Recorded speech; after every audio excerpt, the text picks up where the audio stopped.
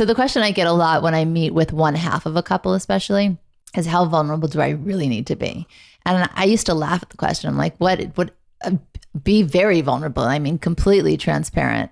It's equal parts to how satisfied you are in the relationship is how vulnerable and authentic you can be in the relationship.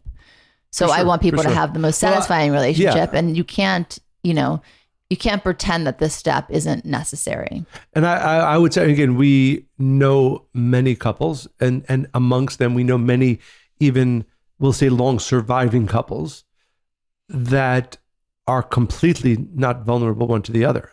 And it's both shocking, but it is unfortunately those relationships that aren't really fulfilling for both partners.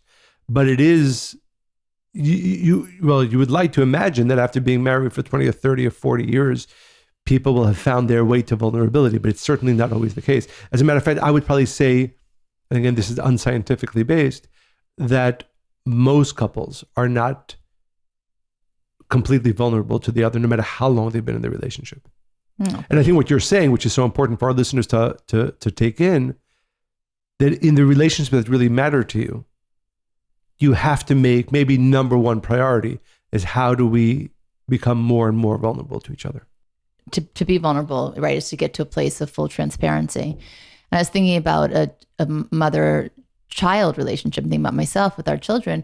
You know, of course, the love is there and the trust is there, but I think as they're getting older, I am revealing more about myself or my past because they're at a place where they can receive that. It's not that I didn't trust them. It's just that there needed to be a maturity to occur. And of course, there needs to be an appropriate time for those kinds of exchanges. But I think that that's in all of the relationships that matter to you, that really is the goal. It's not just romantic relationships, if they're worthwhile. Yeah.